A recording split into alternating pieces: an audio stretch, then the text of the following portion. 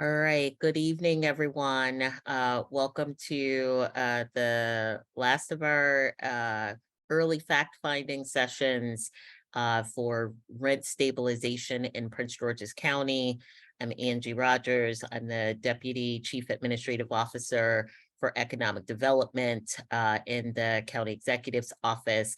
And we are going to give it just about 30 seconds or so to allow participants to get logged in, and then we will get started in just a bit. Good evening, everyone. It's Carletta. Good evening, Carletta.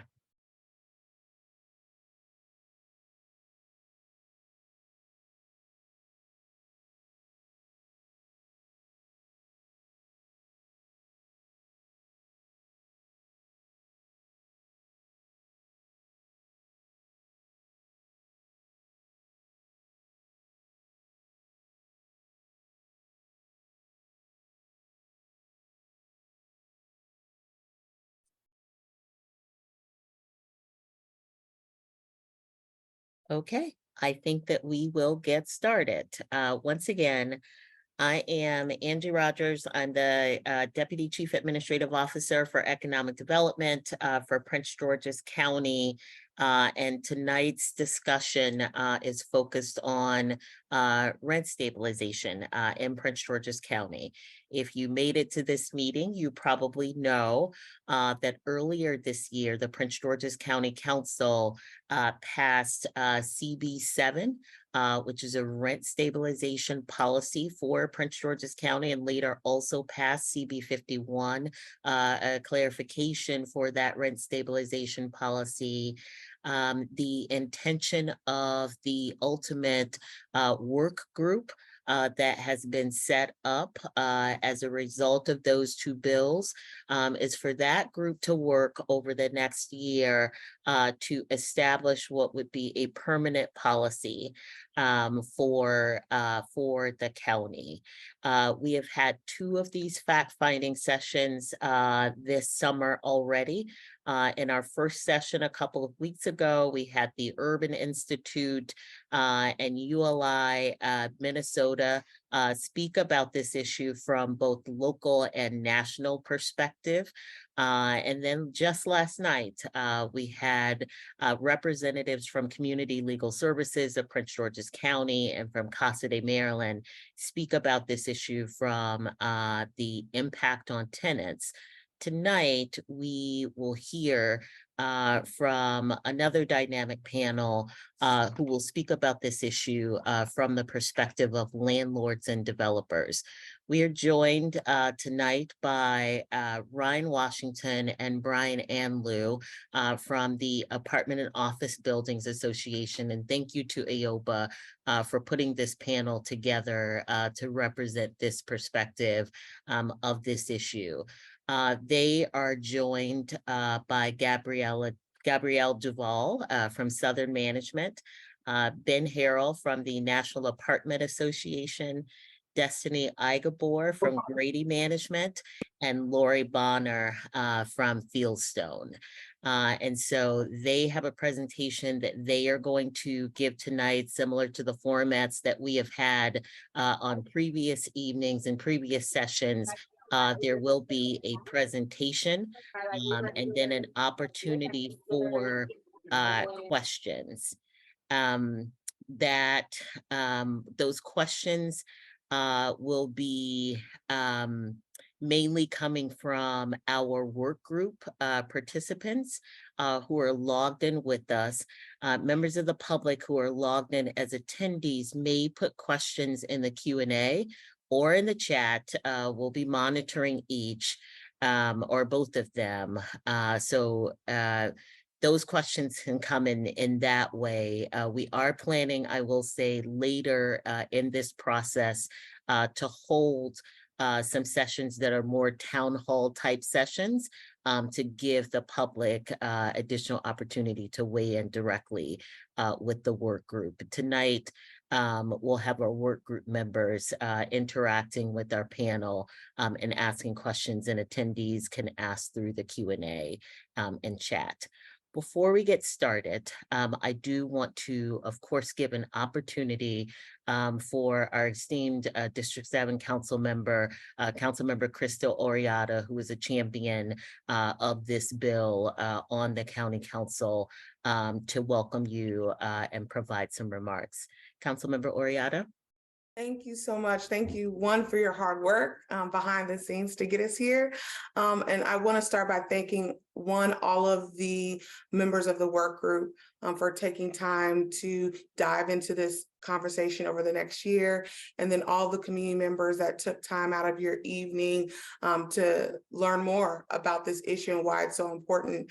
And like Angie mentioned, we passed temporary rent stabilization because we heard loud and clear from the community, but we knew that as we dived into something that was more permanent, we had to bring the stakeholders to the table and have a really in-depth conversation about how can we tackle such a large issue, making sure that we're protecting our tenants, but also making sure that we're not stifling development and that we hear concerns from the industry as well. So these public sessions allow for everyone to kind of get up to speed on the issue and the topic, but you'll have opportunities, like Angie mentioned, throughout the year to engage with us as we look at best practices around the country, as we dive into different key questions that we should be considering.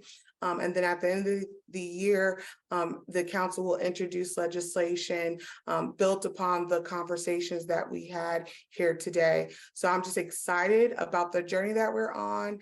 And I look forward to what's going to come from this conversation, because I think it'll be something that hopefully other jurisdictions around this country can look towards. So passing it back to you, Angie. Thank you so much, Council Member. Okay, and with that, I think we're going to dig in and get started. And I think Ryan is going to throw up the presentation. And with that, I'm going to hand it off to Brian to get us started and lead us through.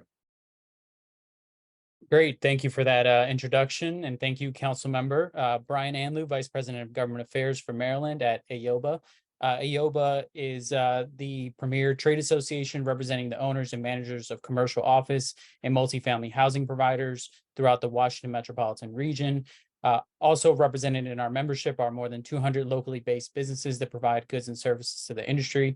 We thank you all for the opportunity to present tonight and share our perspective on housing affordability and rent regulations, as well as the chance to inform the deliberations going forward as you all look to formulate recommendations to the County Council on long-term policy approach. Collectively, our member companies own and manage a portfolio of roughly 66,000 apartment units in Prince George's County, representing approximately 51% of the county's total rental housing stock and 20% of the county's overall housing picture. So I think you all heard a little bit about some of the panelists that are joining me today and their respective companies. So with that, I wanted to turn it over to my three member companies to just share a little bit about themselves and the number of units that they have in Prince George's County to put a face with the companies that are providing housing in the county. So let's start with you, Gabrielle. Good evening, everyone. Thank you for allowing us to participate in this panel. I am Gabrielle Duval with Southern Management Companies. Southern Management is proud of our over 11,000 apartment homes in the county, where we house over 21,000 Prince Georgians. What we're most proud of is all of our Prince George's County communities are under 65% AMI. So we are a significant provider of workforce housing within the county. Destiny. Hello, everyone. My name is Destiny Eichelbort. I'm the Director of Operations for Grady Management. Currently, Grady Management is managing just shy of 3,000 units in Prince George's County. Our entire portfolio, though, is around 11,000 units in various counties in Maryland and all across Virginia. And Lori. Thank you for letting us be here and share our perspective. I'm Lori Bonner, the VP of Operations for Fieldstone Properties. We currently manage just under 3,000 units in Prince George's County. With, again, similar to Grady, our company portfolio is closer to 10 or 12, about 10 to 12,000. All right. And Benjamin, if you could tell us a little bit about the work that you do at NAA. Sure. Thanks for having me, everyone. It's a pleasure to be here. My name is Ben Harold, and I am the manager of public for the National Apartment Association, or NAA. I cover state, local, and federal policies and trends across the country, including rent control and rent stabilization. And by way of background, the National Apartment Association represents over 95,000 members across the country, and 11.6 million apartment units globally, as well as our 141 state and local affiliates. So I'm gonna lend the national sort of perspective here. So thank you for having me. All right, thank you for joining us. Next slide, please. So this presentation is going to be a little bit data intensive. So I'm going to throw a lot of facts, figures, and numbers at the work group in the audience. So I hope you all will bear with me and take good notes for those questions at the end.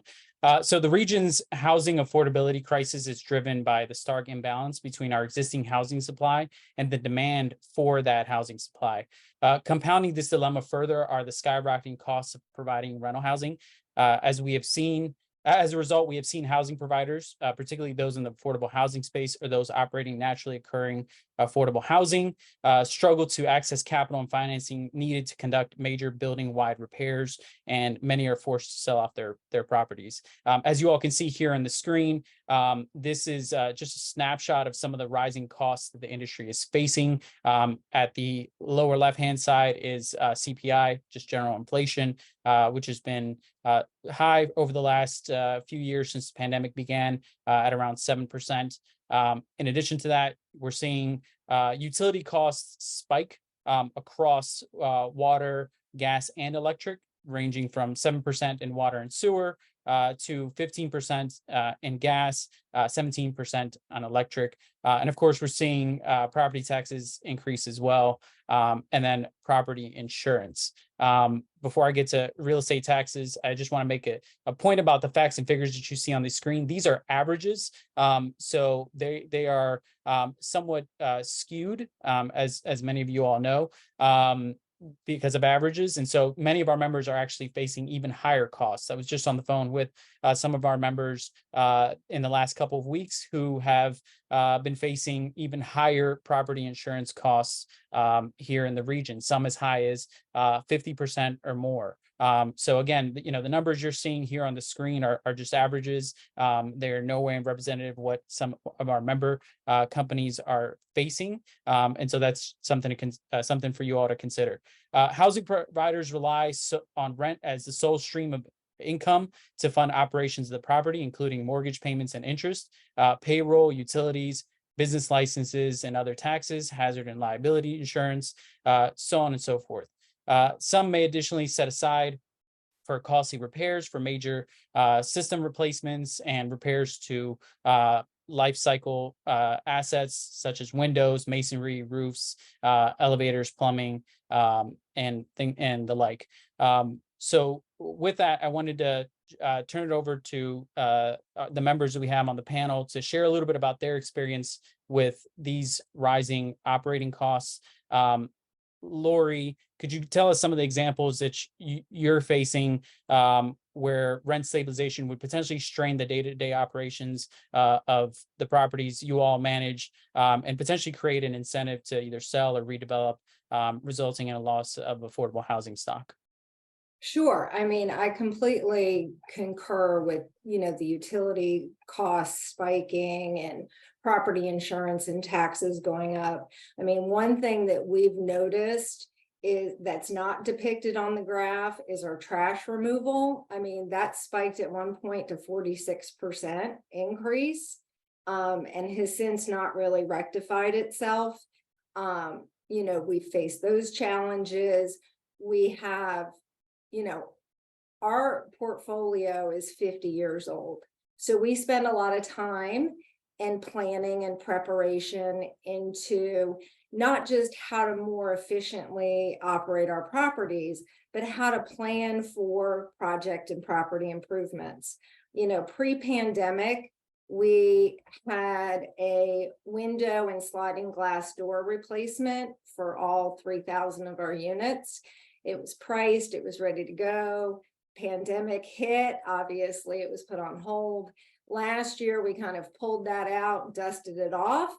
And, you know, we started reworking the numbers and we were hit with a 19% increase. You know, the owners decided to move forward. I mean, because it's needed and it's definitely a property improvement that everybody will benefit from. I mean, it's a $20 million plus project. And it's a 3-year project. And we're very strategic in how we planned it, so that because the property has to fund this, it's not coming from, you know, a magic pot of gold in the sky. So we, you know, budgeted for it and planned it strategically. And we did it with our residents top of mind. You know, how much increase, you know, is sustainable. And we managed to do this with only a 4.5% rent increase. Well, when that's cut to 3%, now we're looking at, can we actually fund this project? Lori, can you talk a little bit about your understanding of what is driving that 19% increase? Is it increased labor costs? Is it supply chain issues? All of the above? Could you talk a little bit about Yeah, those? I mean, it's all of the above. The price of glass skyrocketed. So we found that even with normal glass replacement. But, you know, this was a plan, you know, double pane glass is what we're doing. We're trying to put in energy efficient windows, high quality windows. So it was definitely, you know, the raw material increases in price, but then also the labor. So it was definitely all of the above. Thank you. Destiny, could you talk a little bit about the Grady perspective and what you all are seeing in terms of rising operating costs? So I just want to touch base on utilities a bit more. There are still properties that are not currently charging all utilities back to tenants, but it's going to be necessary to charge utilities separately with rent stabilization in place. And I just want to make it clear that, you know, housing providers and landlords cannot make money on utilities. From 2018 to 2019, we're seeing about an average of 3.6% increase the rate of water. From 2019 to 2020, 17.8% increase. And then from 2020 to 2021, about a 2.02%. So on average, that's about 7.8% increase on the rate of water alone. And that's just, you know, one utility. Of course, there's other expenses that have, you know, increased tremendously across our Prince George's County portfolio from 2020 to 2021. There was a 21.34% increase in insurance expenses. And then from 2021 to 2022, a 25.31% increase. Also with general maintenance supplies, and that's excluding plumbing supplies, from 2020 to 2021 was a 21.89% increase. And then from 2021 to 2022, a 74% increase, which is extremely high.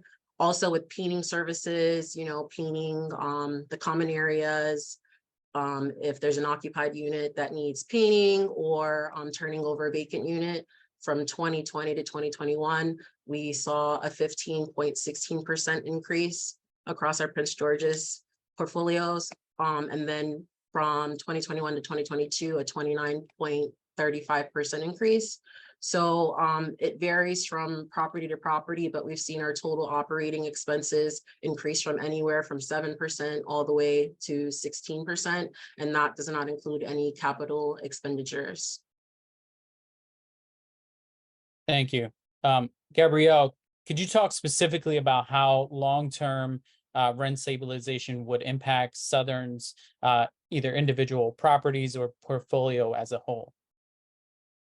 Yeah, I do want to just dive into two things that are really critical. That one thing that follow up on what Destiny said. First of all, when it comes to property insurance, Brian, Southern faced a 76% premium increase on its property insurance for 2023. So you are absolutely right that these are averages and not indicative of some of the real harm we are facing economically. And to Destiny's point that we are statutorily prohibited from earning a profit on utilities with an older housing product, our portfolio is similar to Lori's, but as you mentioned, Brian, Southern is a long-term holder. We have sold one residential property in our 60 years of existence, and we hold our assets long-term. We become part of the community. When you hold an asset from 1965 to present, that asset ages in place differently with exponential maintenance and operational costs. That is how you provide naturally occurring affordable housing. You can't build it, you can't create it, you have to preserve it. And the costs are going up, skyrocketing. We are replacing boilers and chillers, where boilers in an individual community can range from anywhere from 350,000 to 500,000 for one boiler. That's great in a smaller community with a central plant. Some of our communities have 3 and 4 boilers and chillers. And when you add to that the cost of providing utilities, the fact that older apartment homes are not separately metered in most cases, and the fact that we're doing ratio utility billing, which under the Westminster case is now not allowed to be collected as rent. That is a critical part of this story because we have no recoupment. We're not able to do a failure to pay rent case. We're not able to include it in our cost of rent. So when you're capping our rent and we have no real ability to enforce utility collection, we are really stuck holding these massive operating increases without any measure of ability to actually recoup. And that is not what is intended. When we talk about preservation and we talk about going green and we talk about environmental, one of the things RUBS does is it teaches great habits to our renters. It teaches our renters to turn off the lights when they leave a room, to use fans when they take a shower, where they're not accountable for any portion of utility costs and we have no measure of accountability for them. Not only are we economically troubled, but our properties wind up using significantly more utilities. And lastly, I will say that through the pandemic, more people were working from home and working remotely. Well, Destiny and Lori and I are home. And so when you have more people on site, at home every day between the hours of 9 to 5, your utility consumption skyrockets. So we're dealing with skyrocketing costs, but also skyrocketing consumption. Thank you. Yeah, I'm glad you made that point about the pandemic's effect on work from home and the subsequent effect that that's having on you all's operation, from utility costs to, I'm sure, driving some of the insurance factors as well. With that 76% insurance increase that you cited, could you talk a little bit about what you believe is driving that cost? I know we've seen a lot of weather events nationally, but also obviously in the region. Is it weather related? Is it loss related? It's a great question.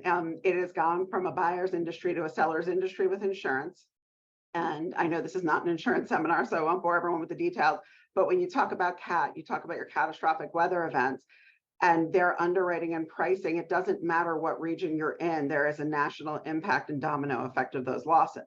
Additionally, we have seen since the pandemic an increase in our property damage claims, fire, flood, and those are caused directly by our inability to enforce and remove delinquent or misbehaving residents. Because when residents stop paying their rent, Brian, they actually stop caring about their apartment home.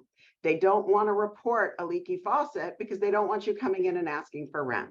And with these record numbers of delinquencies and the court slowdowns and the inability to effectually process through failure to pay rent cases, the deterioration to our communities has been exponential and has had a corollary effect on both capital expenditures and on insurance costs.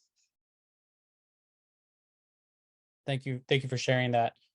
So one thing that we haven't touched on that you'll see on the screen here is real estate taxes. It looks like our mistake there on the screen. We cited Montgomery County real estate taxes, though many of our members operate in both counties. So they're certainly impacted by rising real estate taxes in both. But some numbers from Prince George's County. In Prince George's, our members have seen real estate tax bills rise by about 14% in fiscal year 2024. And so that's where property taxes is a big source of funding for county government, relies on property taxes from the real estate industry to fund essential county government services. And we certainly recognize that the county wants to do more for its citizens. And so with that, I think what you're seeing here across the picture is rising costs in each one of these areas that makes it really difficult in a rent controlled environment to be able to keep rents low. And we'll talk a little bit about rent trends in spite of all this in a few slides. But just want to make sure we hammer home the point that it's really expensive and really difficult to operate in this industry. Next slide, please. So a little bit about some of the challenges that some of the other challenges that the multifamily rental housing industry is facing, particularly around financing. Interest rates have been rising exponentially and continue to climb. That impacts the industry and its ability to refinance properties. Members are being asked to bring more capital to the table by financiers. Meanwhile, revenues, i.e. rents, are stagnant and even in some cases even declining because of failure to pay rent, delinquencies being up, and the backlog in evictions in the courts. So AYOBA members are in the business of providing housing and essential services for the county's families. We strive to be an integral part of the solution to the county's housing challenges, and welcome the opportunity to work together with county governments to achieve the vision of the county's comprehensive housing strategy, opportunity for all. Rental housing is inherently the most affordable housing option, and our members take great pride in providing health and safe, quality homes for our residents. That said, rental housing supply deficiencies are well documented. According to COG, Washington Metropolitan Council of Governments, Prince George's needs to add 3,200 new units per year just to keep pace with demand. It's the supply imbalance that's fueling the housing affordability crisis. And unless and until we're able to meet this challenge, the issue of housing affordability and availability will persist. So this is one where rent control will have an impact and potentially act as a deterrent to building and developing more housing that will continue to exacerbate that problem. So with that, Gabrielle, can you tell us some of the challenges that Southern has faced with securing financing for either new development or refinancing for existing properties, and challenges that you've seen with common loan terms or just in the financing space in general? Certainly, Brian, you're absolutely right that housing affordability requires additional supply and demand, but it requires the preservation of affordable housing. That is mission critical. At Southern Management, our average rent in Prince George's County is $1,489 monthly. Our residents can't pay that. We are currently suffering from $10 million in delinquency in 2023 in our portfolio. So if our residents can't pay their base rent, they can't pay any increase, whether it's 1% or 8%. So we're solving for the wrong problem here. And when we talk about the continued provision of affordable housing, we have to look at the life cycle of the assets that Lori mentioned and that we hold. So if you have a community built in 1950, there is substantial renovation, substantial rehabilitation that has to be done to extend the life cycle of that asset. That requires financing.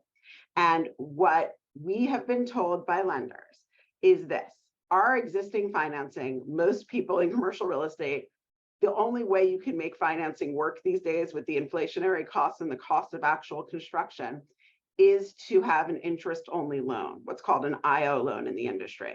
When lenders underwrite an interest-only loan, they're not looking at loan to value at the outset of your loan the way they would for a traditional amortizing loan. Instead, they're looking at what they call your exit strategy to debt. So they're looking at what happens in 10 years. And when you have an older housing stock product where expenses go up, up, up, and you have rent stabilization without relief, where you cannot catch the two up together and the lines start to divide, the exit strategy does not work, and interest-only loans are not an option. We can't get interest-only loans. We can't afford amortizing debt, particularly with the social programming we're doing for our residents and with our delinquency costs.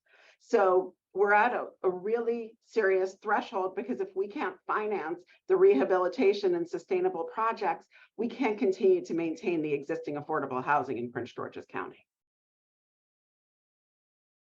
Thank you. And there's a point here on the screen that you didn't touch on, Gabrielle, but I would like you to touch on.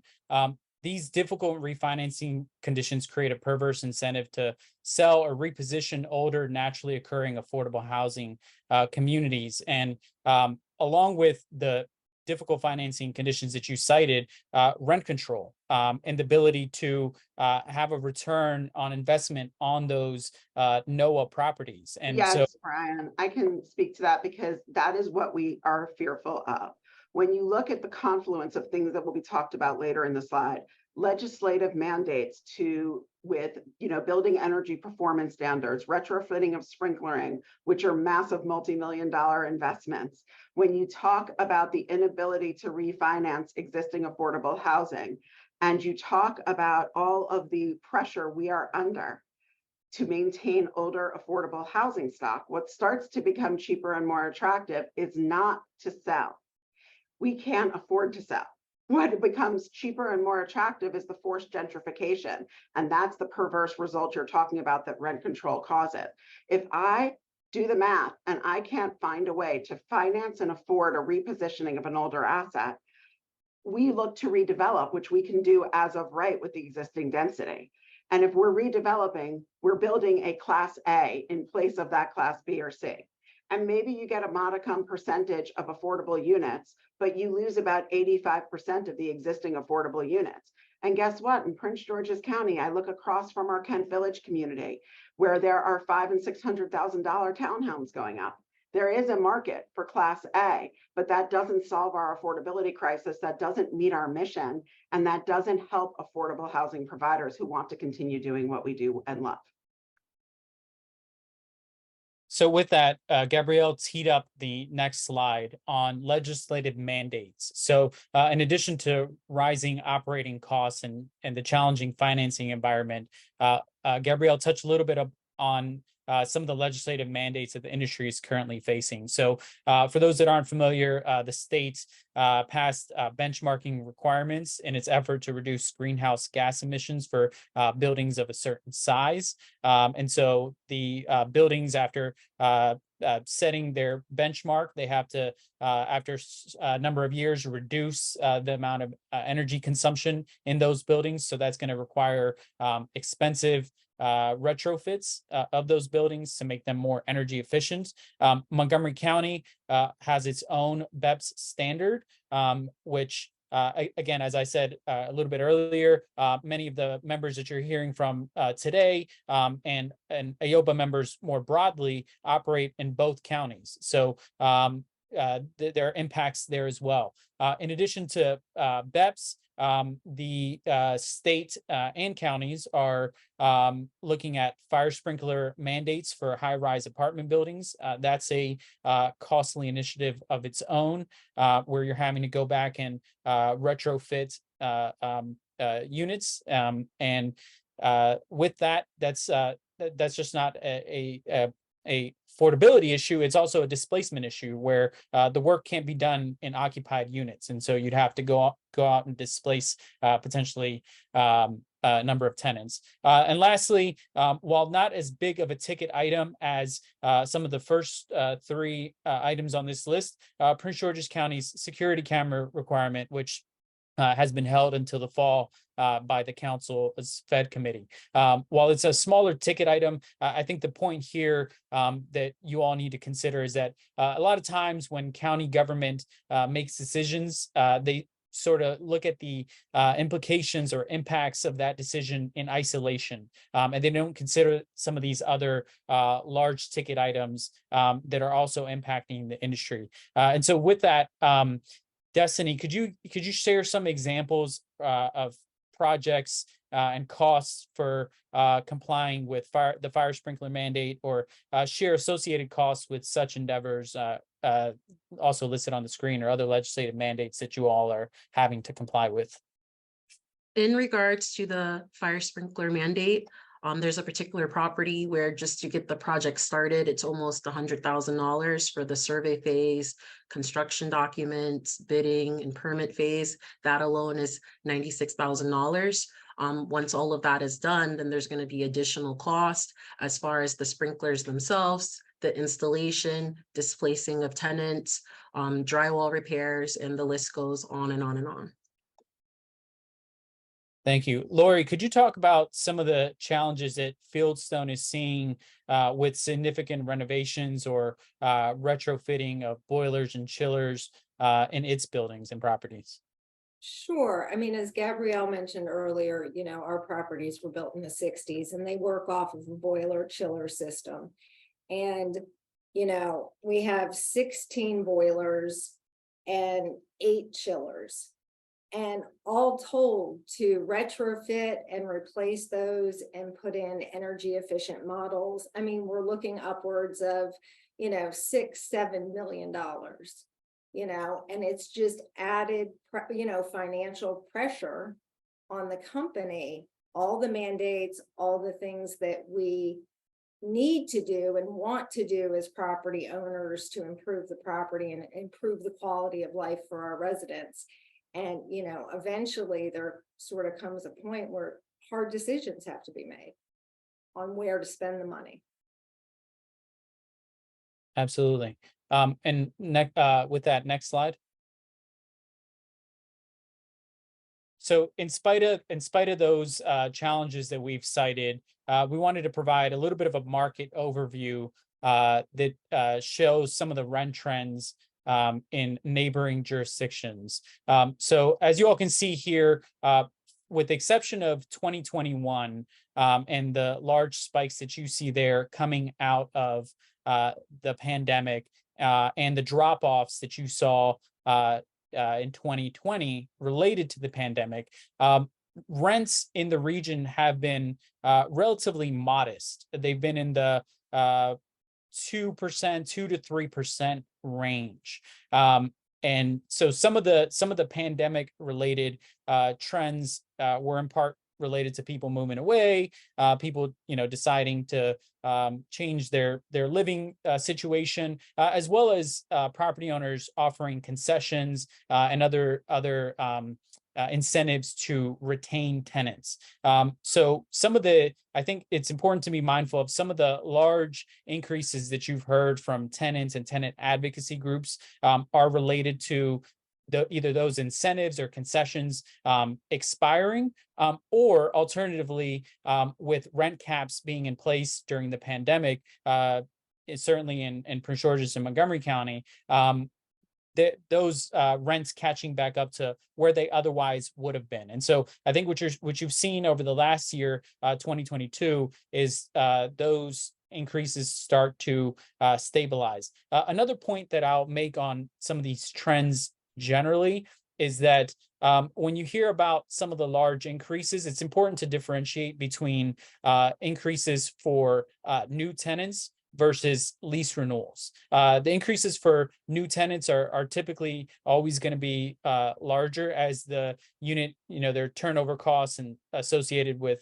a tenant vacating a unit. And so those costs need to be recouped and the rent typically needs to come back to market. But for lease renewals, the rates tend to be typically a little bit more favorable because the property owners recognize that it makes more sense from a financial perspective to keep the tenants in place and rather than having them turn over the unit. So with that, Destiny, Gabrielle talked a little bit about some of the pandemic related issues Southern is seeing related to delinquencies and the like. Could you talk a little bit about what Grady is seeing, the pandemic related financial hardships that are driving up the rents for the rest of the community? Okay, so currently we have 11 properties that we're managing, but I'm just gonna touch base on 9 because 2 of the properties are relatively new. But for 2020, for those particular 9 properties, we ended the year with over $1,575,000 in delinquency. That's a 645% increase in delinquency from the prior year. In 2021, for those same 9 properties, it was over $2,516,000, which was a 60% increase in delinquency. And currently, as of June 2023, over $1,776,000, which is a 5.76% decrease. We've had a lot of issues with evictions for court cases that were actually held in January. We just started receiving writs today and last week, so it's taking a long time for tenants to actually get evicted that are not paying the rent. We also have several cases of tenants where they receive rental assistance, and then as soon as they receive the rental assistance, they never paid a dime after that. So that's impacting, operations in general, having issues paying contractors and things of that nature. And to your point about the delay in getting writs executed, does Grady expect to ever recover some of those costs with those delinquencies, or is that something that you all just typically write off? It depends on the property and the ownership group. We've had some ownership groups just to, not only help the tenant, but to help our finances. We've written off several months of rent. And if you turn in the keys, we'll waive, 5 months of rent and write it off. So it really depends on the particular property and the situation. Sure. Thank you. Lori, could you share a little bit about Fieldstone's perspective? Absolutely. So, Fieldstone, pre-pandemic delinquencies, we averaged maybe 5 or 6% delinquent rent. Since the pandemic, it's definitely ramped up. First year in 2020, we went from 6% to 30%. And then the following year went up to 55%. And then, it's just gradually kept growing from there. We topped out at 70% is where our delinquency topped out at. You combine that with the write-offs that we've done, which are at this point close to, if not in excess of $10 million, it's debilitating to, the operations of the properties. Sure. And Gabrielle, I haven't forgot about you. Next slide, please. So this is your market overview. So I'll let you explain this chart and the trends that Southern is seeing. Yeah, so this is a listing of our rent trends in Prince George's County. It's all of our Prince George's County communities showing year over year, 5-year average change. And you can see that our rent growth has not been significant with the exception of 2019 before the pandemic. And that was even under 5%. So when I go back to the statement I made earlier, which is what problem are we solving for? It's not massive rent increases. We have over 11,000 units in Prince George's County, and the market did not support massive rent increases that you hear about anecdotally from one-off or small landlords. What we're finding in following up with what Destiny and Lori said is the story is really residents who suffered from a national miseducation campaign that started with COVID. When you deal with workforce housing, we spent years educating our residents, offering financial literacy courses, offering job fairs, helping our residents to understand the importance of paying all their debts on time, including rent. The national miseducation campaign that's commenced in 2020 taught our residents otherwise, and no one told them that they would still have to pay that rent one day. So you have a case of residents when you have a family of 4 making under $75,000 a year and they owe $15,000 in rent, and that debt follows them. That's a hole they can never come out of. So Southern Management has entered into aggressive debt forgiveness programs to try and help our residents both stay with us and get a fresh start and go elsewhere and get a fresh start, where we're wiping out full judgments, months and months and months of delinquency in its entirety. For voluntary move-outs, we're also offering our residents who will stay and pay timely for 3 months the opportunity to get on a debt reduction plan where we will reduce their debt pro rata for every month they pay their rent. So we believe, you have to understand, our business is renting apartments. That is the whole business. It is detrimental for us to do evictions. It is detrimental for us to have to turn over apartments. It is detrimental for us to spend more money on marketing to release apartments. This mythology that we are looking to somehow get rid of our residents and start anew for a higher 1 or 2 or 3% in rent just doesn't make economic sense. We are incentivized to keep our paying residents and well-behaving residents in place.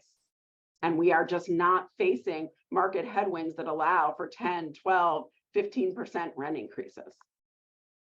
And to that point, just to drill down a little bit more, can you talk about when it comes to rent increases, what the market will bear? I think that's just to tease out a little bit of what you're saying, and why the Southern's increases have been what they've been. I think everyone, including your owners and investor groups, would like to maximize profit as much as possible, but the reality is that the market can only bear so much. So can you talk a little bit about that? Absolutely. So there are 2 points, Brian, on that. The first one is, as long-term holders, one of our philosophies is we pride ourselves on keeping renters with us and providing the safest and best place for them to raise their families and stay 20, 30, 40 years.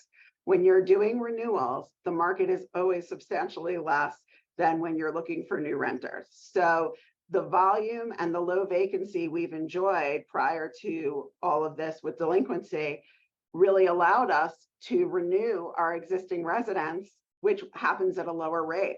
That's a small price to pay for a great community that people can call home.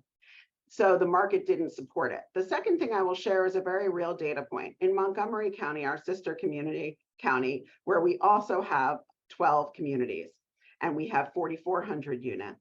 We have one community in Tacoma Park, which is under rent control. When we did the same 5-year analytic looking at rent growth, Tacoma Park historically year over year had the highest rent growth of any of our Montgomery County communities. And that includes Class A and workforce housing. The reason is simple. When you create a blanket rent cap of 3% or whatever the number is, you are basically taking away market competition because people don't move from rent controlled properties. So you're actually incentivizing landlords to not actually go with the market, but to maximize their allowable rent increase every single year. So it's regardless of market headwinds that you're actually going to see higher year over year increases in Tacoma Park than you are in Bethesda, where there's a glut on housing and the market can support lower rent numbers.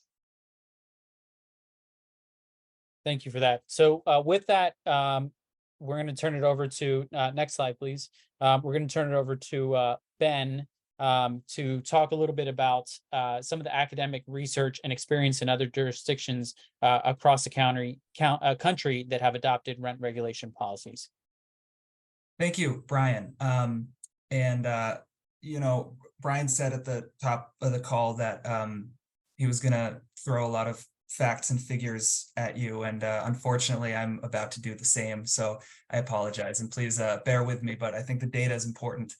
And it's great to hear from my fellow panelists about their individual experiences, because just about everything they're saying is borne out in the data at a more macro level. So I want to draw your attention to the left of your screen, which lists out honestly only a handful of the academic studies out there on rent regulation policies. And there are even some newer ones that I want to take a deeper dive into. But these studies show overall that rent stabilization policies, rent control, rent regulation, whatever the term is, limit supply by disincentivizing development and encouraging conversions to condos or other ownership opportunities. It decreases the quality of the rental housing stock. It even increases average rents jurisdiction-wide, and it often does not actually help the population of people it's aimed at helping, which is low-income renters. If we could go to the next slide. So first, I want to just take a deep dive into San Francisco. This is one study that I think is pretty revealing. So I'll walk you through what's going on here. In 1979, the city enacted a rent control policy. It exempted new construction, and it only applied to buildings with more than 5 units. And in 1994, that exemption, that more than 5 unit exemption, was revoked, and it retroactively applied to all units that had fewer than 5 units. And so that lended itself as a very good natural experiment for the researchers. They found that after that time, when these new units had to become rent controlled, that landlords were 8% more likely to convert those units into condos or other types of commercial property or whatever else. And that the rent-controlled housing supply then dropped by 15%. And by the laws of supply and demand, that increased rents overall across the entire city.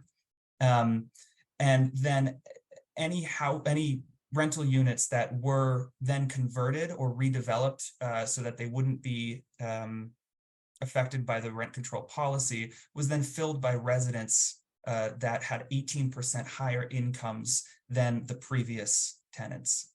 Overall, they found that renters across the city lost $2.9 billion, that's in 2010 dollars, due to these policies and the reduction in supply.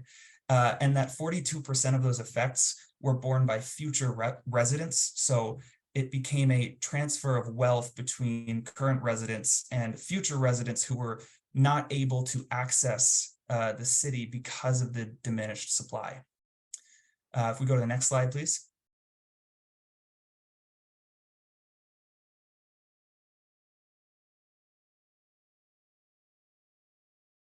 So next, another study from 2014 looked at Cambridge, Massachusetts.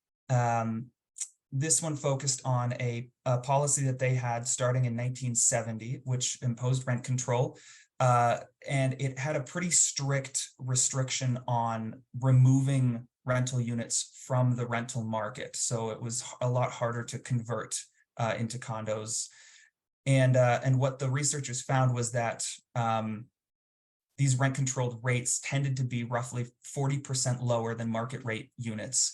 And they also, they didn't have a decontrol policy, so that there was no vacancy decontrol, or put another way, there was vacancy control, meaning that the owner or operator couldn't increase rents to market rate once the current resident moved out.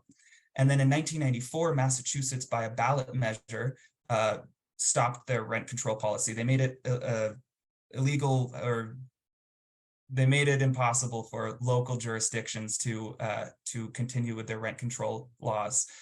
So in that period, once rent control was lifted, what the researchers found was that property values on average across the city rose 16%. And that included not just the controlled units, but also the apartment units that were never affected by rent control. So controlled units that were now market rate rose 18 to 25%. Units that were never controlled, but near the rent control units, gained 13% more in property value. And total values in aggregate rose $2 billion between that time. And so that corresponds to, you know, the inverse, which is that rent control was artificially suppressing these property values in both rent controlled units and units that were market rate. And by extension, that depresses property tax revenue. So if we could go to the next slide, please. I'll take you through one more case study, which is St. Paul, Minnesota. If any of you have been, you know, watching the Minnesota local news recently, you'll know that St. Paul has been going through their own rent control deliberations. In 2021, they enacted a pretty strict rent stabilization policy, a 3% cap, no vacancy decontrol, no exemption for development. In 2022, the city council actually weakened that policy because they realized that it was really negatively affecting their housing supply. But in that 1 year, researchers were able to find what the effect was just in the year. and not even projecting it long term.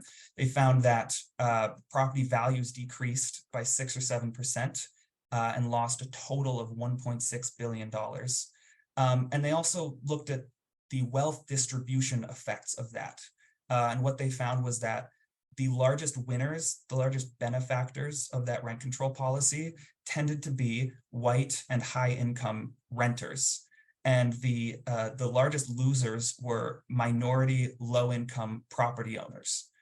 And they have a statement in there that as a tool to transfer wealth from high-income owners to low-income renters, the effects were approximately zero.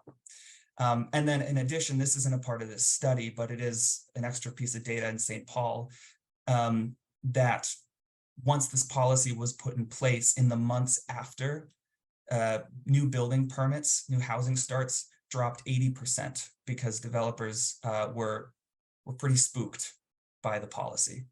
And I didn't include this slide, but I wanted to just talk about one extra piece of data, which is that the National Apartment Association, knowing all of these data points, knowing about all the empirical economic evidence that you can look at retroactively once a rent control policy is put in place, we were interested in gauging the opinions of housing providers and developers currently and how they would affect their business plans from the standpoint of looking at a rent controlled jurisdiction. And what we found was that 71% of housing providers have or expect to reduce investment and development in rent-controlled markets by scaling back their plans, by shifting to other markets, or canceling plans altogether. And 67% of housing providers say that they would absolutely not invest in another market with strict rent control policies. 61% of housing providers have deferred or expect to defer non-essential maintenance and improvements due to rent control. And then 58% of housing providers know of high-income residents in their properties that benefit from the policies. So all those go to reinforce the points that rent control or rent stabilization limits the supply of housing, decreases the quality, it increases rents on average, and it often poorly targets the low-income renters that it's trying to target. So that's the sort of the national overview, and I'm happy to send out these studies or whatever else people would like to see afterwards. But I'll turn it over to you, Brian. Thank you for that, Ben. Next slide. So Ben already talked a little bit about some of these key takeaways that we've discussed today, but I just want to touch on a few other points. So the first point, rent regulation will lead to degradation of existing housing stock and a reduction in property values and/or local real estate tax revenues. So it's simple math. As you've heard, operating costs are rising. And if property owners can't raise rents accordingly to be able to meet those rising costs, it becomes that much more difficult to operate. And so something has to give. And so that might mean slower or lower maintenance on properties. That might mean fewer amenities or all of the above. In addition to that, as Ben mentioned, it will deter investment in new housing stock that we so desperately need. And as I touched on earlier, is partly, and well, not partly, largely what is driving the affordability crisis. And then lastly, rent regulations do not address the supply-demand imbalance and will even exacerbate the dearth of housing opportunities for all. So with that, we had a few things, a few asks of the work group and the council. Should the council choose to pursue a policy of rent control, long-term rent control policy, we asked that it include flexible rent caps that are reflective of the actual costs of providing quality rental housing and target egregious examples that are out of step with the market without unduly penalizing or harming responsible housing providers like some of the ones you've heard from today. Means testing to target rent reductions to those who are truly in need of assistance, allowing market rate units to subsidize the cost of rent stabilized units. That's something akin to Montgomery County's MPDU program.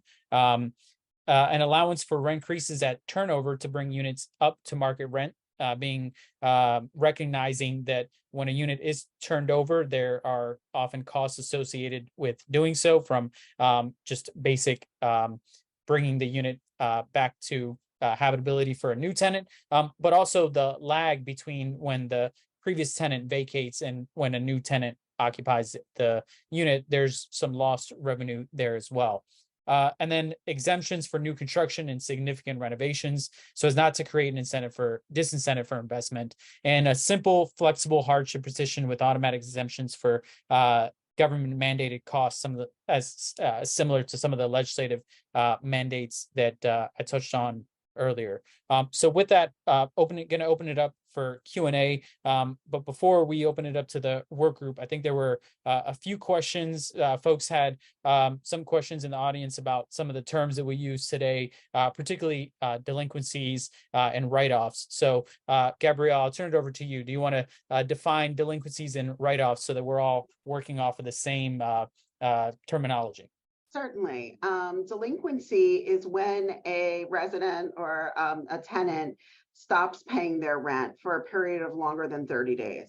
So when it's 1 through 30 days, we don't really consider that delinquent. That's really, a late pay. Anything over 30 days, and we usually track at 30, 60 plus, and 90 plus, become, seriously delinquent.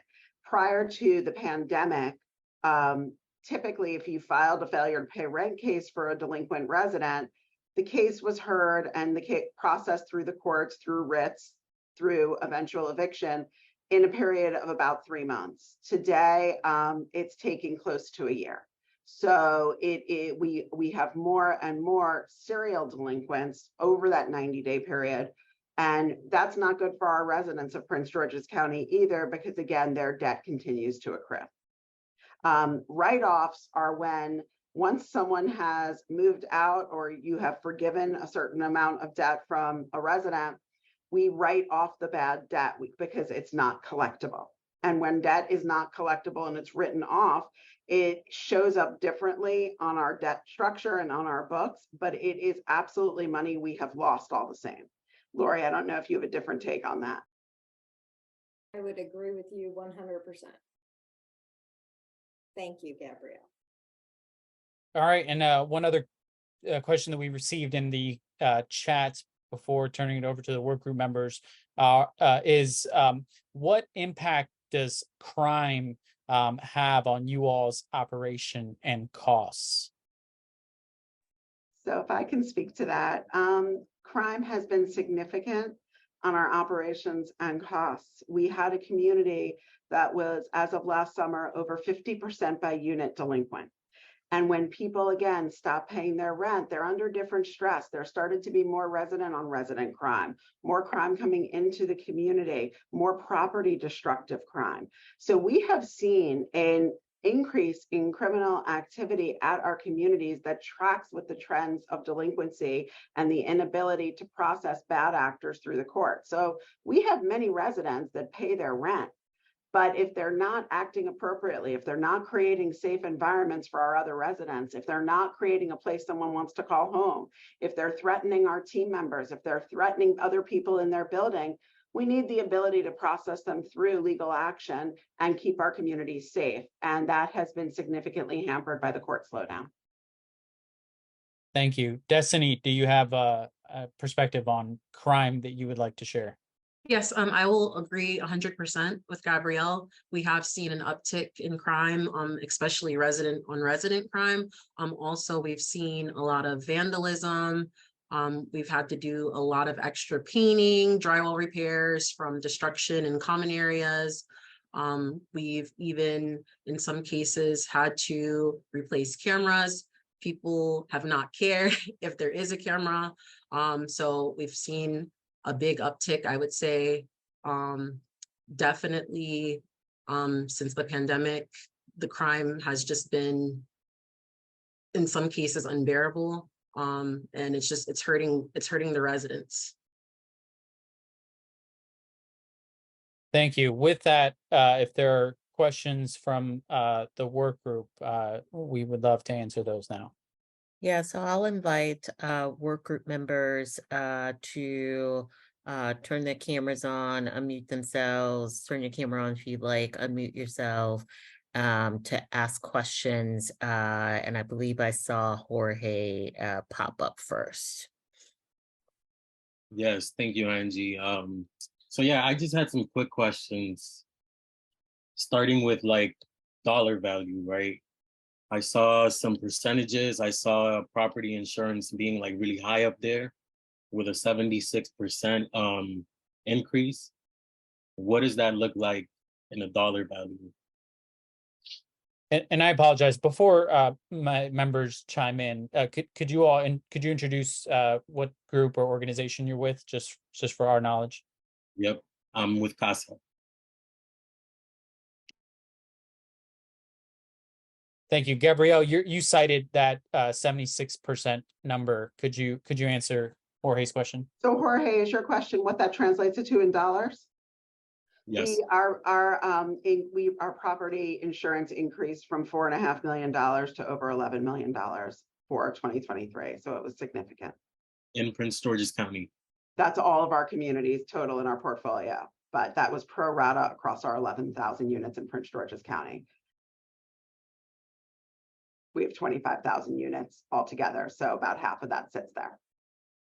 Thanks. Can I go to Carlos? Thank you guys for that presentation. I'm with representing PG Carr, Prince George's County Association of Realtors. It sounds like when most of your units are pretty much like the utilities, they're all shared. It's where the property owner is paying for the utilities. And is there a charge back to the tenants, or is it just part of the rent, or is it just varies? So I mean, for us, it is a charge back to the residents. It's what we call a RUB system. So it's based on occupancy, unit size, and the bill is calculated out.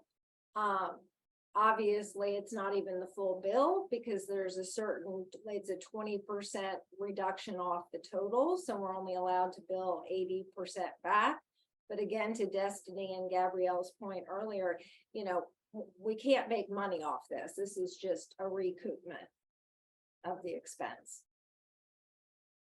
Yeah, let me just chime in and because Carlos, I'm happy you asked that question. It was one of the questions that I wrote down because I know we've talked a lot in yesterday's session about sort of what gets passed on to the tenant, like what of increasing costs get passed on to the tenant versus what truly gets borne by the property, and what gets passed on in terms of rent versus what gets passed on in fees or other types of charges. And so I don't know if we can sort of go into it in depth, but I think that's definitely something that I think it's worth it for the work group to sort of dive into, since we've had so much conversation about the different categories of costs that get borne by, sort of the tenant versus the landlord.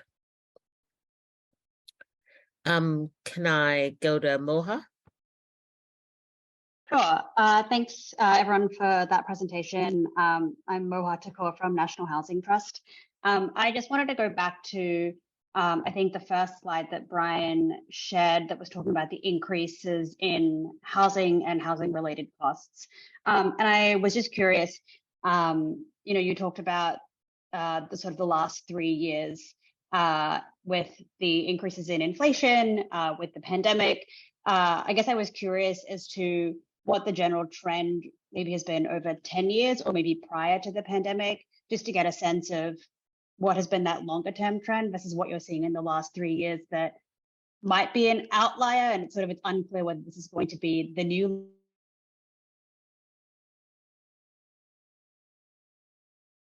I think she cut out, but I think she was starting to say, that 2021 number, is that an outlier, and do the other numbers, are they sort of indicative of what the trend has been, like over the past 10 years and likely to be in the future? Sure. So I'm happy to respond to that, and then our members can chime in with their perspective. This is my chart. This is actually from Montgomery Planning. They did a presentation to the Montgomery County Council on rent trends across the region over the last, as you can see here, 4 years. But in Montgomery County specifically, they looked at 10 years. And what I can tell you for that jurisdiction, and I suspect it's probably the same for Prince George's County, is that 2021 really is an outlier. And that's largely related to the pandemic. I think before that, trends had been more consistently in that 2 to 3% range, like you're seeing here on the screen. And so with that, I'm happy to turn it over to perhaps you, Gabrielle, to share a little bit more about Southern's longer term rent trends. I don't have that data in front of me, Brian, and I don't want to guesstimate and give false information to this group. Our data that was shared earlier was over a 5-year period from 2018 through present. And we feel that it's indicative of both pre-COVID and post-COVID. So it's a fairly good summary of where market rents trend. No need to go back further. And the other thing I also wanted to, Go ahead. The other thing I wanted to add was not just about rents, but also the other housing costs like utilities and insurance and stuff, because I think that would help us get like a better picture of where the housing and housing related costs are tending. And it seems like those have been less stable. It sounds like, at least from the first slide that you presented. But I think that's a good question too for those other costs. Sure, we're happy to follow up with the work group as it kicks off its work with additional data on what the these costs have looked like over time, and again, averages and sort of in aggregate for the industry and not for any one member company or property. But what I can tell you is, just given where things are headed from a state perspective, and the state asking the utilities to do more, particularly like BGE and Pepco, for example. Oh, I'm sorry.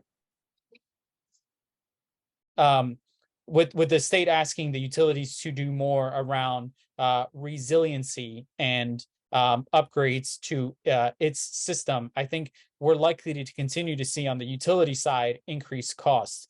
Same on the insurance side. Again, this is a little bit speculative, but as Gabrielle touched on earlier, I think given that some of the insurance costs going up are from the changes in people living or working from home and the related costs associated with that, along with I think the increase in climate related disasters and those kinds of things, both locally and nationally, that are having an impact on insurance rates. So again, happy to provide more information to the work group. And while this is just a snapshot of what the industry is seeing, I think the broader picture that we're trying to paint is that it is incredibly costly and difficult industry to operate in.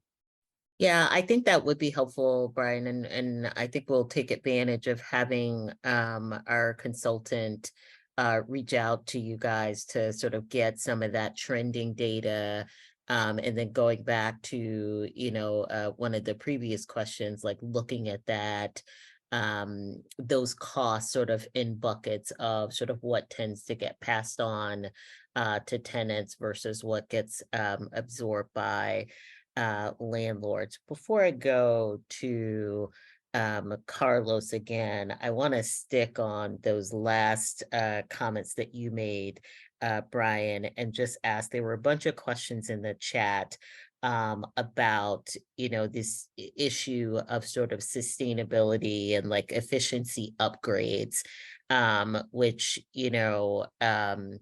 presumably should save properties cost over time. But I wonder if anyone has any perspective on like how long does it take to get to those savings once you make the upgrade. So I think Gabrielle was talking about, changing out the windows in properties.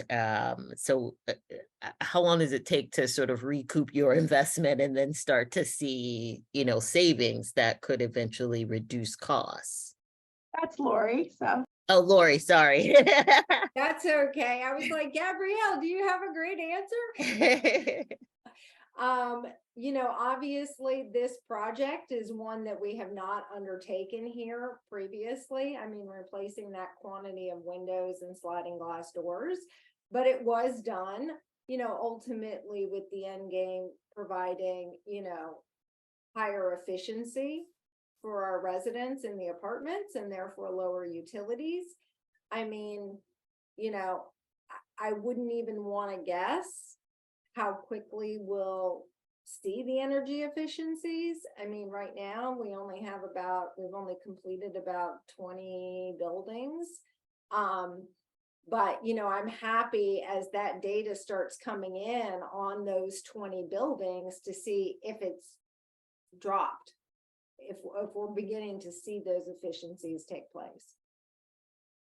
And if I could just add a little bit to the conversation, again, even if you do see those savings over time, it's important to recognize that a lot of these projects have high upfront costs that have to be financed somehow. And really the only way to do that is through the rents. And so again, in some cases, some of these projects are things that are happening because that particular asset has come due in its life cycle for replacement. And in other cases, it's something that the state and or in some instances, the county government is mandating that our members do. And so I think while everyone would like to be as efficient as possible and reduce greenhouse gases emissions as possible, as I sort of mentioned in my remarks, I think it's important to recognize that there is a collective cost and impact to those regulations. And that's really what's making things difficult to operate for our member organizations. Yeah, I think it'll be interesting to look at that going forward. And Brian, I think you guys have the DC Green Bank as one of your members, I think, and it strikes me that they might be instructive on this as well in terms of sort of what those trends look like. Let me just, before I go to Carlos, pick up on one other thing that Moha talked about, which was the rent trends, and ask you guys if you can comment on, I think part of the conversation that we've certainly been having, but that maybe goes on nationally, is this sort of juxtaposition between sort of how do you stabilize rents versus how do you prevent gouging? And that the trends, sort of indicate that on average, there's a lot of stabilization there, but there is still the gouging thing that happens, and maybe that's sort of bad actors in the market, like whatever it is.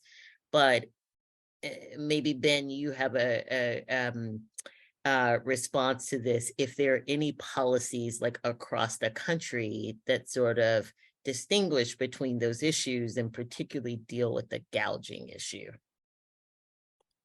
Sure. So to my knowledge, I don't know of policies which sort of explicitly describe themselves as anti-price gouging.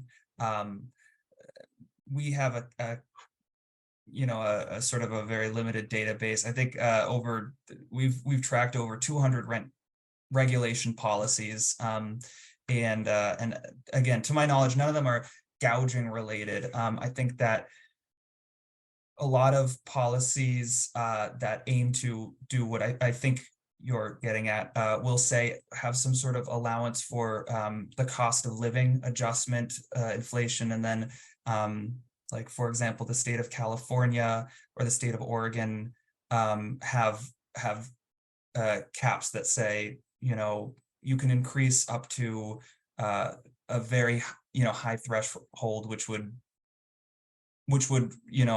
prevent the bad actors, I think, if that's Yeah. what you're getting at, if I understand your question. If- To my if- knowledge, I don't know about too much research into those types of policies specifically, so I can't comment on the effects of those, but I think that would be the. Sure. If I may, it's important to define gouging. I think there are consumer protection laws for other industries where they say anything above 20% is gouging. For example, Montgomery County was sort of dealing with this with its own rent stabilization bill law, if you will. And they essentially, at the time when they introduced the bill, it said anything above 8% plus CPI, which in the past year would have been around somewhere between 12 and 15%. So, again, we can get into specific definitions about what is gouging and what is and is not appropriate, but I want to make sure that that conversation is had in the context of what are the operating costs that our members are facing. Sure. Let me go to Carlos and then to Councilmember Oriada. Okay, thanks. So the second part of the question with the utilities, because it seems like a lot of it's just grouped up and you have to spread it around throughout the available tenants. What I can't remember who mentioned it, but the remote working. I don't know if you'll have stats to kind of tell the difference. I guess would just be stats from the last 2 years against previous years of if people are home all day working there, it is using up more utility costs.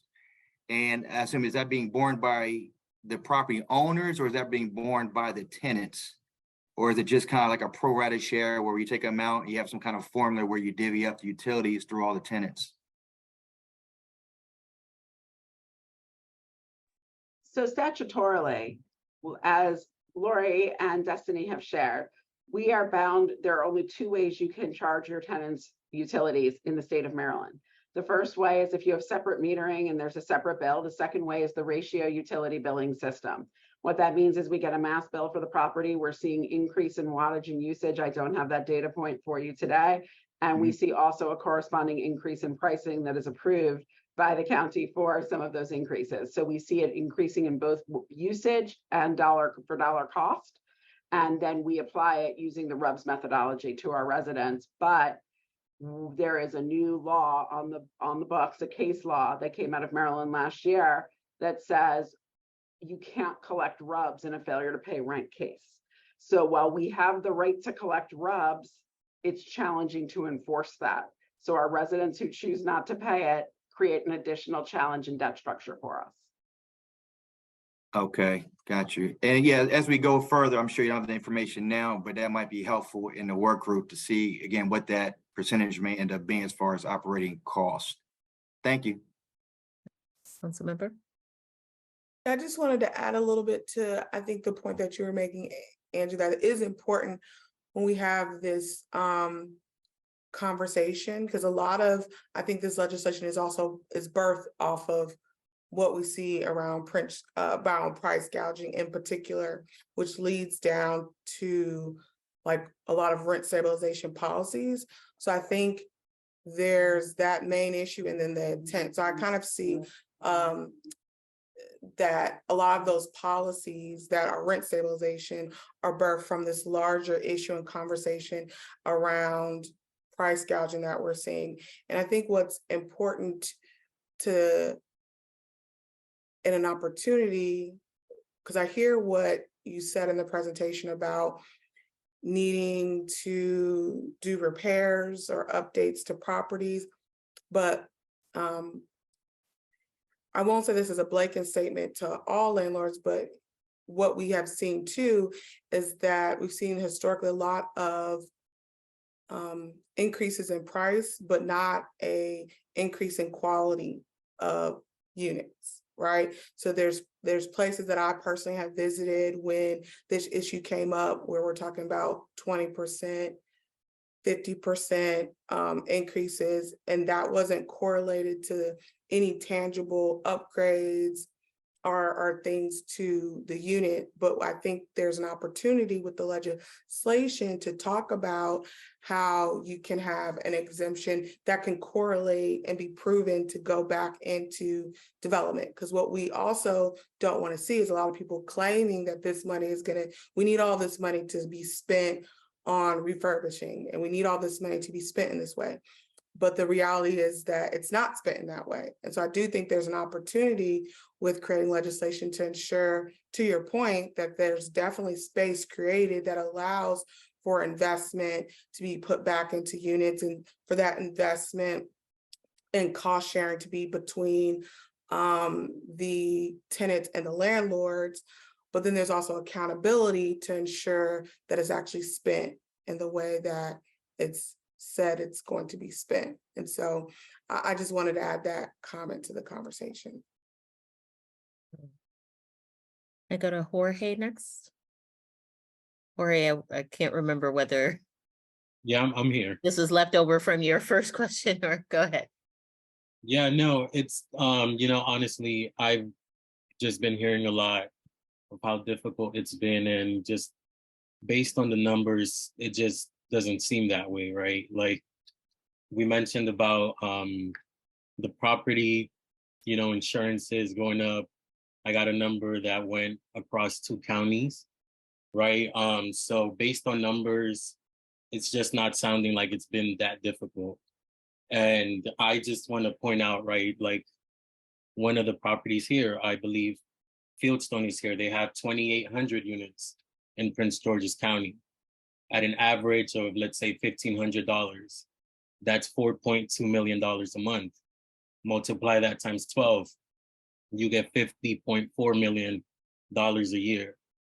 Right now, there's been, emergency rental assistance programs, properties like the one I just mentioned in Greenbelt have a predatory charge of $300 month to month for tenants that can't sign a lease. And these charges eventually, while they're waiting for rental assistance, it becomes 3-4 months. That's already an additional month of rent. So we're not even taking into account all the extra money that was taken from rental assistance. So I really want to know where those difficulties in this past 2 years. So let me offer this, because I think that the point of these, sort of pre-work group discussions is for us to, kind of hear from representatives from their perspective. And the point is for us to sort of craft these questions that we're going to spend the next year digging into. I think we're getting an overview here tonight, and that we should definitely sort of tag these questions and tag them for our consultants to go out, sort of dig into the data and bring it back to us, so that as a work group, we can make some informed decisions about how we proceed. I would say over all 3 sessions, like I've heard things, that I'm like, that, I don't know that makes sense to me, but I'll tag that for us to get more data and follow up later. Can I go to Kia really quickly? And then I think that'll be our last question for the evening. Sure. Hi, everyone. My name is Kia Jefferson, and I am part of the workforce group, and I represent renters. And I just wanted to say thank you for your presentation. I'm learning a lot, but I also wanted to throw out, I just want to make sure that everybody is aware that not all renters have their utilities in with their rent. I work from home and I pay my own electric. So all this talk about the electricity bill going up, that's not affecting me because I pay my own electric. I don't have any gas. So it's an all electric unit. So when I was working from home from COVID, that was all on me. That had nothing to do with the rental company. So I just wanted to make that clear that not everybody's utilities are mixed in with their rent. Also on the water, my water is mixed in with my rent. And I understand that you can't make money off of the utilities, but if everyone is paying like the same amount, how can you justify a family of 4 to a single person that travels for their job? So if they're paying the same amount, there's no way they're using the same amount of money of water. So what happens to that money? Does that go to the property? Does that go on to maybe a bill that hasn't been paid? There's a lot of open-endedness there with the utilities. That's all I wanted to say. Thank you. I think that's right. And that goes to, I think, a point I was bringing up earlier, and I think Carlos as well, just needing to understand more about these sort of cost buckets and sort of where they end up. But yeah, Destiny, you wanted to. Yes, I know that we're running out of time, so I'm going to Yeah. be very quick to try to answer George and Kia, but there's a lot of stuff that's missing: mortgage, loan, payroll, taxes. Of course, we also already mentioned insurance and utilities, but there's also ongoing maintenance. But I don't know if I'm saying your name right, George or Jorge, but mortgage was definitely missing from your calculations. So I wanted to point on that. And then in regards to what Kia was speaking about, of course, what utilities each property charges their tenants is going to vary from property to property. There are some properties where, you know, the tenants only pay electric, but right now, you know, the housing provider is eating the cost for the water and the gas. So it's going to vary from property to property. Just because, you know, at your particular property, you pay electric, that doesn't mean that at other properties or at every single Prince George's County that tenants are paying electric. Some properties, all utilities are actually still included in the rent. And then for some properties, only specific utilities are broken out from the rent. And if I may, just to add on to that point really quickly, the master metered properties, the one where the property management company or owner is paying the utilities, are typically your older market rate affordable properties. The newer ones are individually metered, and that's where you're having someone who's paying their own bills, their own utility bills. But again, as we talked about and we laid out the case here for you all, and you heard from my members, those older properties are exactly the ones that are much more costlier to maintain, have much higher energy use profiles because of their age, and have fewer energy efficiency improvements. And so, you know, again, to Destiny's point, just because you may not as a renter be paying, or you may be paying your utilities in your individual property or unit, doesn't mean that everyone is. And so that's something to be mindful of when we're crafting policy that impacts every single rental unit in the county. Or let me just try to wrap us up. I know there's a lot here that we'll have to dig into over the next year. I know I had probably 7 or 8 questions written down that, you know, I didn't get to, so I know others have questions as well. This is the end of our fact-finding sessions, but next the work group is officially going to take up its work. And some of those sessions will be public as well. And we'll certainly be reaching out to practitioners in the field to continue to help us with data. With that, council member, can I give you the last word? Sure. Again, just thanking everyone for participating, thanking the panel for their presentation and perspective, and for all the community members that took time to stay with us to the end of the conversation.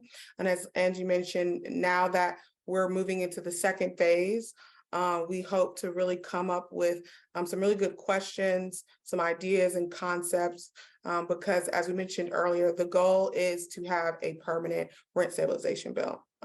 So it's important that we really focus on what it looks like, because we know some people might agree or disagree, but at the end, I will be presenting and introducing legislation that's permanent. So hopefully all the stakeholders can come to the table with ideas and suggestions on how we can do this in a way that benefits the continued development in our community, but also takes in consideration our tenants and our residents that actually live in our community. So again, just thankful for everyone that took the time to be here today. Thank you, everyone.